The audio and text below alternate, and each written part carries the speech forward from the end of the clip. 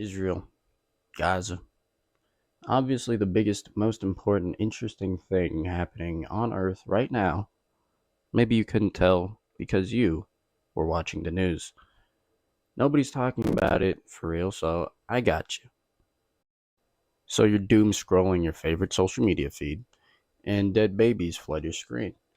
You are now aware of what's happening in Gaza, the worst humanitarian crisis of our time, and maybe you've noticed how pussy folks are.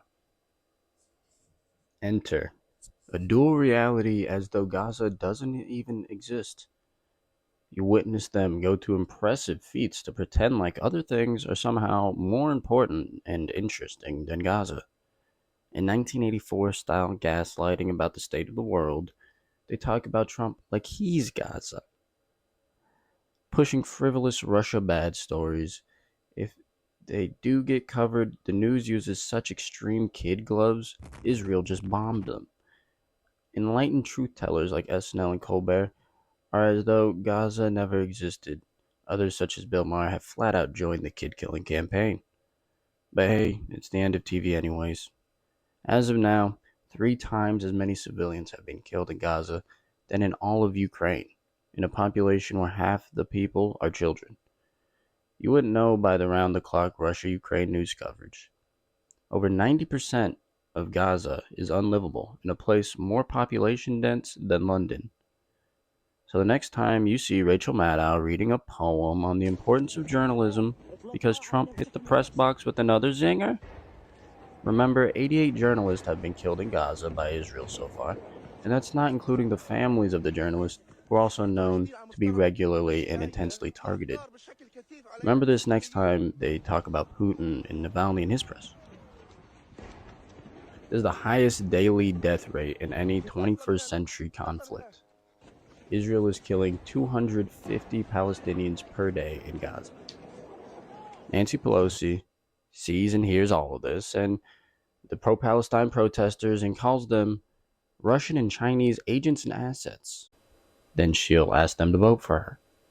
Cookie lady. Media and politicians, etc., lose the little credibility they had left, now ignoring obvious tragedies. They lost everyone except for boomers eating lunch, I believe. Even those who prize and value their freedom of speech are hesitant to say anything solid. They instead opt for wishy-washy bullshit about the same old nonsense, despite the obviously more interesting genocide. Everybody in the media got cucked into not mentioning a genocide, ultimately exposing them. If they aren't talking about this, imagine how much they don't tell you, and why. Why listen to them ever again? A small sign of support is rare, but recognized. The need is obvious. The people favor the Palestinians, but it's still seemingly insignificant. Israel gets funded, and Gaza stays blockaded. We know our system is currently corrupted by powers that ultimately do things like this.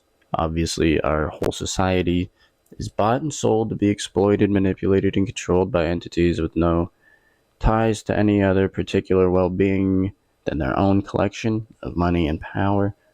That being said, it's unsustainable.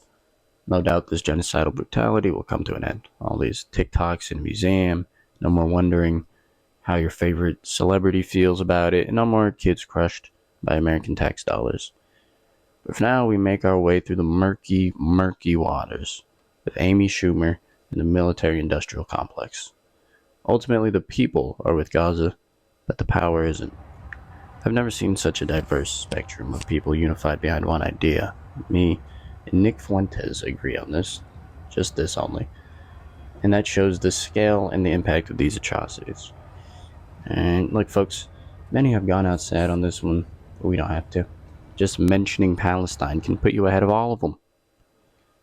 Free Palestine. Something funny, something funny. Till next time, one tribe.